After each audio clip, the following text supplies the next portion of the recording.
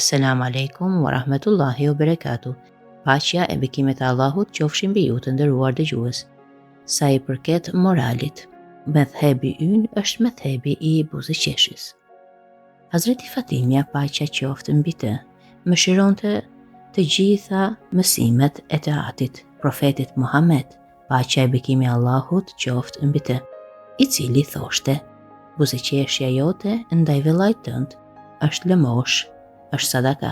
Buzëqeshja si formë e adhurimit dhe humanizmit, në një thënie të njohur që shpesh citohet në libra mbi moralin e Ehl Bejtit, Hazreti Fatimja thekson se si sjellja jon ndaj të tjerëve reflekton besimin ton.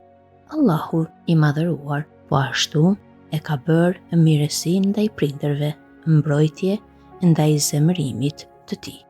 Lidhjet me farefisin, zgjatje të jetës edhe buzëqeshjen ndaj besimtarëve stre nga poshtërimi.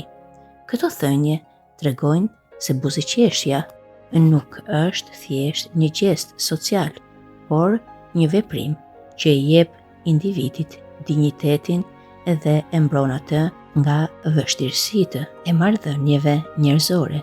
Po ashtu, ajo thoshte se duhet ta trajtojmë njëri tjetrin në mënyrë që ai të ndihet komod dhe rahat kur një person shikon një person tjetër. Sipas transmetimeve, ajo thoshte: gëzimi në fytyrën e besimtarit kur takon një besimtar tjetër është garanci për parajs.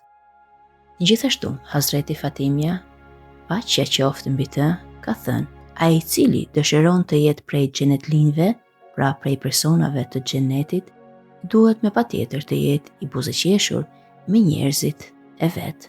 Hazreti Fatimja ishte gjithmonë e buzëqeshur, po ashtu edhe vetë i dërguari i Allahut, i cili ajo mori mësime prej tij, ishte gjithmonë i tillë.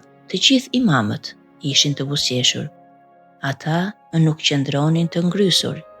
Nuk e di ne keni dëgjuar këtë hadith nga Hazreti Fatimja. Ajo ka thënë: nëse dikush është gjithmonë i buzëqeshur, edhe kur flet me njerëzit, fytyra e tij tregon buzëqeshje, ai me siguri është prej xhenetlinjve. Po ashtu, nëse një person i cili është armik me ju kur e shikoni atë, tregoni buzëqeshje, me patjetër ju nuk do jeni prej xhehenemlinjve, por do jeni prej xhenetlinjve, prej njerëzve të parajsës. Medhhebi ynë, pra medhhebi e Ehl Bejtit, është medhhebi i buzëqeshjes, i besës, i dashurisë. Hazreti Fatimja ka thënë: një besimtar i do të gjithë njerëzit dhe ato që nuk i njeh. Për Hazreti Fatimen, paqja qoftë mbi të, fytyra e qeshur ishte një shenjë e zemrës së pastër dhe një mjet për të lehtësuar barrën e të tjerëve. Ajo besonte se një fytyrë e vrenjtur është prej pengesave për të patur një komunikim hynor midis njerëzve. Të dashur dëgjues, këto çka përmenden ishin pak nga morali i Hazreti Fatime Zehras sa i përket asaj në jetën e përditshme me njerëzit.